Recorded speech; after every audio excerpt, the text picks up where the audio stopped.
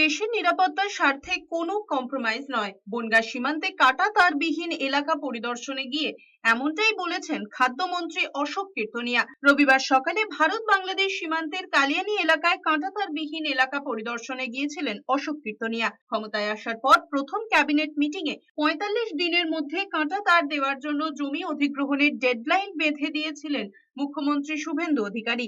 সেই কাজ দ্রুত শেষ করার জন্য বনগাঁ উত্তরের বিধায়ক তথা রাজ্যের খাদ্যমন্ত্রী অশোক কীর্তনিয়া বনগাঁর পেট্রাপোল সীমান্তের কাঁটাতারবিহীন এলাকা কালিয়ানীতে গিয়ে সীমান্ত এলাকা পরিদর্শন করেছেন, কথা বলেছেন স্থানীয়দের সঙ্গে। মন্ত্রীকে কাছে পেয়ে এলাকার মানুষ তাদের সমস্যার কথা জানিয়েছেন।